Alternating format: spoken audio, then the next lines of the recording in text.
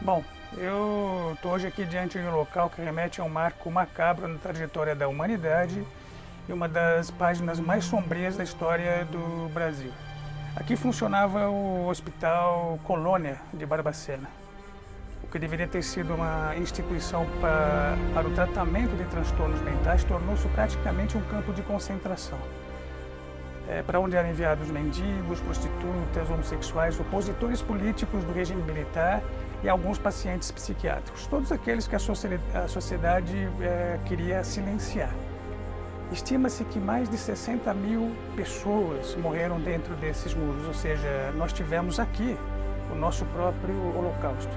Eu não vou falar do período da ditadura ou a respeito de política, nem tenho a pretensão de me aprofundar nas atrocidades que aconteceram no Hospital Colônia. Mas para quem tiver estômago e quiser saber mais sobre essa história, eu vou deixar um link do documentário Holocausto Brasileiro no final do vídeo. O meu foco hoje vai ser analisar a visão dos transtornos mentais e como essa visão possibilitou a existência de instituições como aquela. Eu me pergunto, será que o nosso entendimento do sofrimento psíquico é muito melhor hoje em dia? Ou será que só mudamos os nomes das prisões e as formas de segregação? É possível que hoje as paredes do isolamento sejam emocionais e o silêncio do sofrimento mental obtido com o uso excessivo de medicamentos.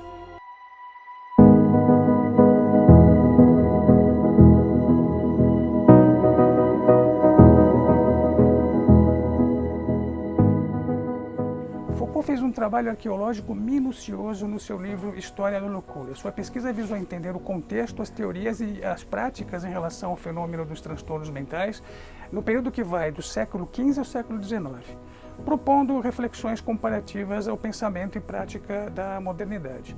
Foucault traçou um paralelo interessante da loucura com a lepra. Antes de ser conhecida como a doença de Hansen ou hanseníase, a lepra era vista como uma maldição, um castigo divino.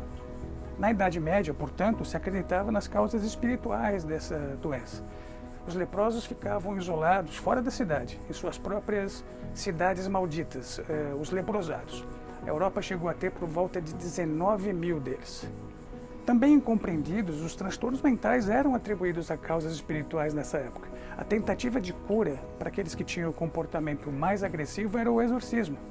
Mas se o louco não oferecesse risco, era permitido a ele ficar na cidade, ter alguma interação com as pessoas. Se oferecesse risco, eram jogados na prisão ou então em asilos.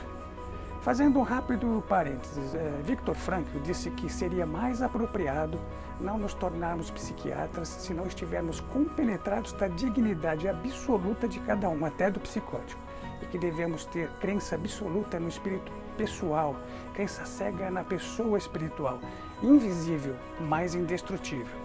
Ou seja, ele diz que até na mais severa psicose, o espírito, o cerne de todo ser humano, permanece intacto. Exatamente a dimensão espiritual que nunca adoece. Mas vamos voltar à história. Com a erradicação da lepra, os asilos herdam os leprosários, surgindo aí os primeiros manicômios. Olha só o que diz Foucault. Frequentemente, nos mesmos locais, os jogos da exclusão serão retomados, estranhamente semelhantes aos primeiros, 2 ou 3 séculos mais tarde. Pobres, vagabundos, presidiários e cabeças alienadas assumirão o papel abandonado pelo lazarento. O louco era um personagem ambíguo, que despertava medo, risos, mas também muita curiosidade. Na Renascença, os loucos ganham destaque. Obras como O Anal dos Insensatos, de Hieronymus Bosch, simbolizam a vida errante, livre, desregrada, segregada e misteriosa dos loucos. Mas o quadro não é apenas simbólico. De fato, nessa época, os loucos eram entregues a marinheiros para serem largados em outros portos ou colocados em barcos e deixados à deriva. Ainda dentro dessa ambiguidade, vemos no teatro a figura do insensato, do louco ou do tolo como um personagem que detém a verdade, aquele que pode inocentemente falar do trágico da existência, do sofrimento humano real, das injustiças, das incoerências, daquilo que ninguém quer ou pode falar. A loucura ganha voz no período renascentista. Mas com o advento do iluminismo, cujo principal expoente é Descartes, vai mudar essa tendência, pois ele rejeita o pensamento religioso e propõe a lógica da razão, o penso logo existo, e o penso logo não sou louco. No esteio do pensamento iluminista vem um grande desenvolvimento da ciência e a fase industrial do capitalismo. E o que muda para aqueles considerados insanos? Bom, deixam de ser os malditos e passam a ser os desarrazoados. Claro, dentro dessa lógica cartesiana. Foucault vai dizer que traça-se uma linha divisória que logo tornará impossível a experiência tão familiar à Renascença de uma razão irrazoável, de um razoável desatino. Em teoria, dentro da lógica cartesiana, quem pensa não poderia cometer nenhuma insensatez, nenhuma incoerência, o que é improvável.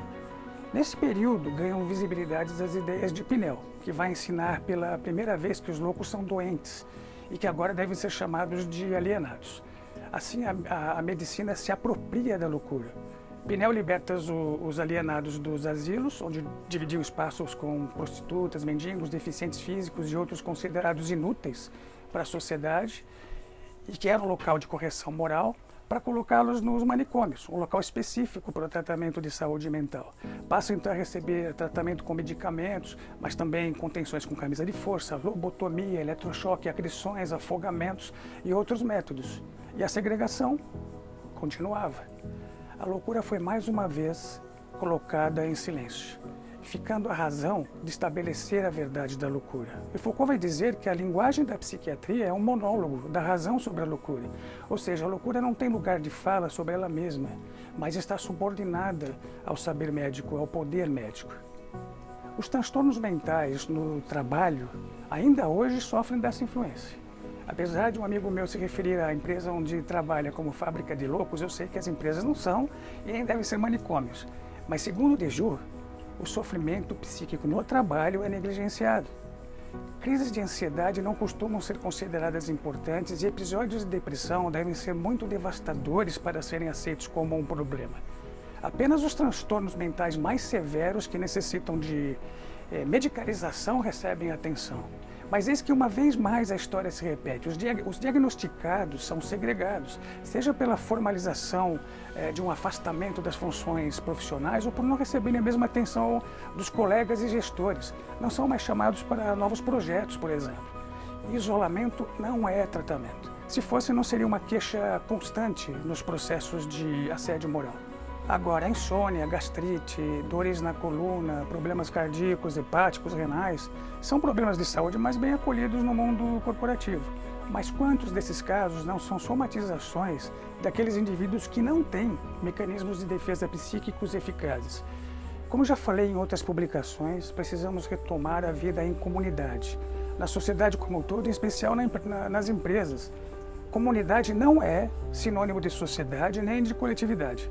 Temos que entender o que ensina Viktor Frankl.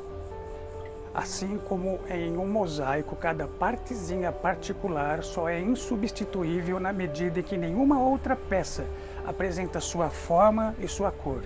O indivíduo particular na comunidade também se mostra como um membro absolutamente valoroso deste todo mais elevado, precisamente por meio de seu dom e de suas capacidades imperfeitas e unilaterais.